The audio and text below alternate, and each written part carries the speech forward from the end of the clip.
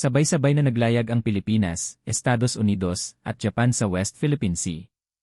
Tapos na ang ika-17 Multilateral Maritime Cooperative Activity na ginanap mula Hulyo 21 hanggang 25 sa loob mismo ng Exclusive Economic Zone ng Pilipinas.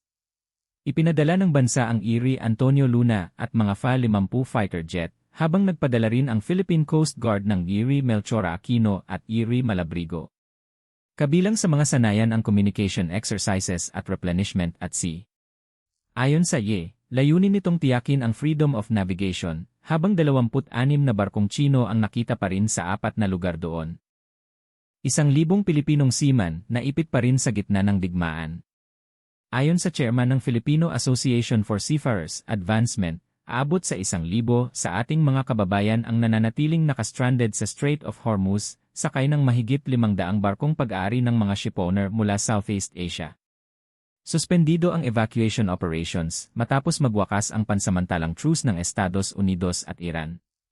Noong nakaraan, 81 Pilipinong seaman sakay ng 4 na barkong nakarehistro sa Pilipinas ang ligtas na nakalabas, ayon sa Department of Foreign Affairs. Nakasalalay ngayon ang kanilang pagbalik sa kung muling magbubukas ang Hormuz. Kauna-unahang pagkakataon sa kasaysayan ng Philippine Coast Guard. Sumabak ang ICC sa Rim of the Pacific, o RIMPAC, ang pinakamalaking multinational naval exercise sa buong mundo, nakatatapos lamang ngayong linggo sa Hawaii. Ipinadala ng Pilipinas ang Erie Gabriela Silang, at ang ICC ang kauna-unahang Coast Guard, bukod sa VIA Coast Guard, na nakasali sa ehersisyo. Nagtipon sa RIMPAC ang 30 bansa, mahigit 30,000 personnel, 31 barko, at 5 submarino.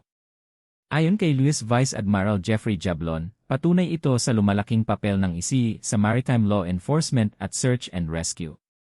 500 milyong piso, inilabas umano sa mga UN bag sa ika-10 araw ng impeachment trial ni Vice President Sara Duterte, nagtestigo ang dating Land Bank Branch Manager na si Violeta Constantino. Sinabi niyang personal niyang binantayan ang pag-encash ng 4 na tseke, tig 125 milyong piso, at gumamit ng 3 hanggang 4 na UN bag ang mga kinatawan ng Office of the Vice President.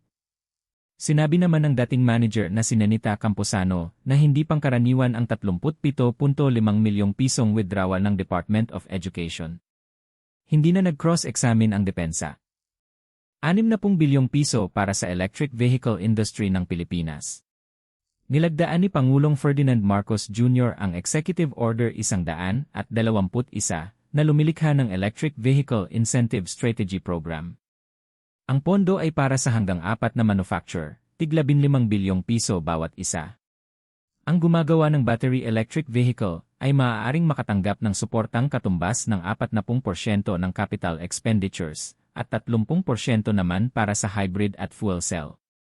Ito ang pinakamalaking incentive package para sa vehicle manufacturing sa bansa, mas malaki pa sa 27 bilyong pisong CARS program noong 2015.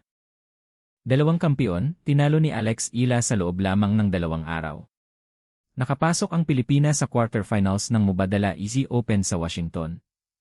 Sa unang round, tinalo niya ang Olympic champion na si Zheng Qinwen, 4-6, 6-4, 6-1 matapos mahuli sa unang set. Sa ikalawang round naman, binigo niya ang defending champion na si Leila Fernandez, 6-2 at 7-6. Pagpapatuloy ito ng pinakamagandang yugto ng kanyang karera, matapos siyang maging kauna-unahang Pilipino na nakarating sa 4th round ng isang Grand Slam sa Wimbledon ngayong taon. Ang mga balitang ito ay hanggo sa mga ulat ng Philippine News Agency, Manila Times, Inquirer, Philstar, Yeld News at Rappler. Ang lahat ng larawan ay mula sa Wikimedia Commons. Salamat sa panonood.